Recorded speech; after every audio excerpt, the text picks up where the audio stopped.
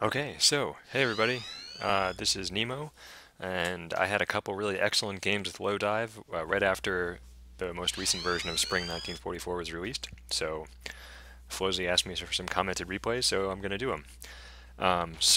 First game I had was on a small map. It's called DeadLands, I think. Yeah, DeadLands. An 8x8, so mostly infantry map.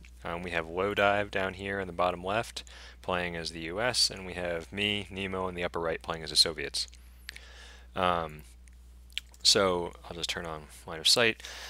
So for the folks who are less familiar with Spring 1944, there are four sides: USSR, US, Great Britain, and Germany. I'm on target. Most of those, US, Great Britain, and Germany, are all pretty similar in that they start with a fixed base, while the USSR starts with an entirely mobile set of units. You can see it's got a truck, it's got some anti-tank guns, blah blah blah. Everything is mobile. You can transport everything right away. So the typical strategy, especially on smaller maps, is to take a bunch of units and set up a defensive position right in the middle of the map. So that's what I'm doing. Um, on small maps, this is particularly nasty because you can often there are flags or resource points in the middle of the map with high value, and so jumping over there and establishing a defensive position with a heavy machine gun is a really valuable thing to do. So that's exactly what I'm going to do here. So I set up the heavy machine gun right in the middle of the map, and then bring in some infantry to help support it. Deploy the gun, so deploy the truck, so everything's in the supply area. It has a great fire bonus. And then bring in the anti-air gun to kind of keep folks from flanking kind of around the corner like that. So what you're going to see in a second, Lowdive is going to do that. We'll just put it up to double speed so this doesn't take too long. So basically, I knew that if I had just one straight infantry via infantry, I'd be in trouble. So my goal on a small map is to get as many of these infantry to go into that firing zone as possible. He knows that, he's trying to avoid it. So we can see he tried to go around it and face my infantry to the one side, but he didn't have quite enough guys. However, at the same time he was flanking to the left. I got really lucky in that my gun was deployed just in time. If I had been a little slower on this gun deployment, he would have been able to take me out there. But yeah, so typically the way the game goes once Soviets have set up this hard point is the other team wants to do their best to kind of get around it. Because if you walk right into it with infantry, you're just going to get stuck. So I'm kind of doing well here. Lowdive is doing his best to flank it, but because I'm in the supply zone, I get that 30% fire bonus, and this AA gun is just picking off guys as they come right up the hill here. This is a pretty tough break for him, really. At this point, I've got my own barracks up. I think he said he had a build order issue and accidentally built a second supply storage instead of a barracks. So we were both really, this was our first game in quite a while. We were both pretty rusty.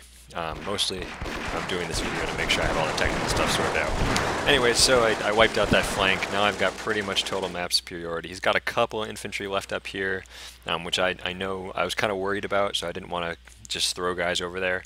I didn't realize that he had accidentally not built a barracks. So I didn't just throw infantry in there until I realized it was just a couple of guys. I'm setting up some trucks, supply routes to try to get infantry to the front a little quicker, and because I'm pretty confident in my control of the center of the map here, I'm going to build a barracks right in the middle to get infantry right up front a little quicker. For those of you who are less familiar with Spring 1944, you can see that the way you capture flags is by putting infantry in the flag zones. You might be noticing that Lowdive's men, the American soldiers, capture them really fast, while Soviet ones capture them really slow. That's by design. So the way the Soviets work is that, oh, there we go, you can see the chat.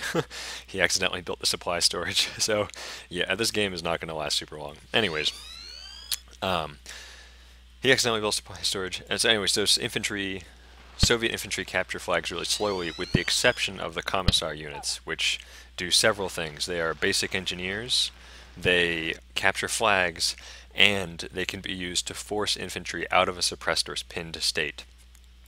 That last ability is actually surprisingly powerful because there are a lot of units which depend on being able to suppress and pin infantry in order to keep them far away.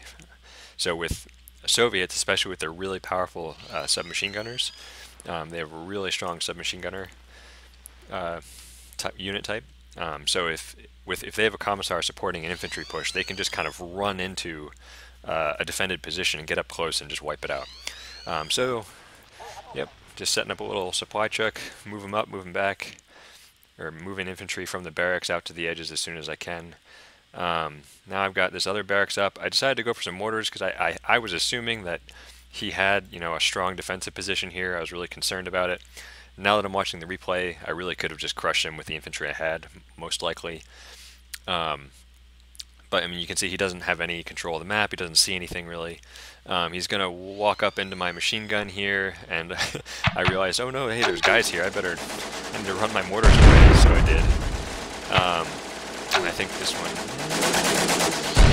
Run away, run away, run away. So I was like, oh hey, infantry. I decided to come in and try to flank him from two sides. So that's neat. One cool thing about infantry combat in spring 1944 is that when infantry are taking fire, the more sides they're taking fire from at once, the more damage they take, up to like 50% extra damage. So picture moves like this, where someone gets stuck in the middle, are extremely effective.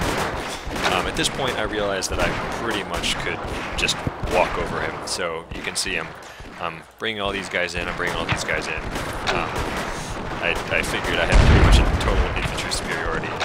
Lowdive is building up tank traps. I guess he's anticipating vehicles.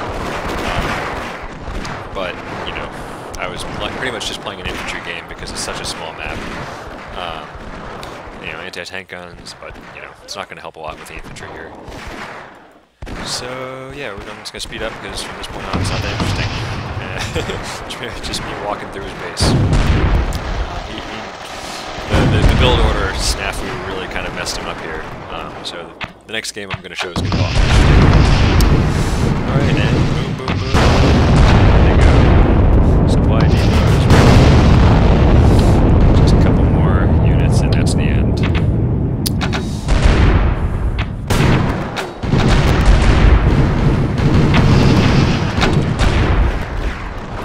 So yeah, so kind of a quick brutal game here.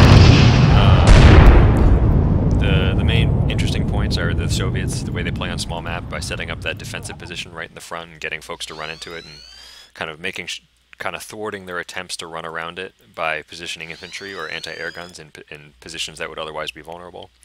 And that's about it. So, see you next game.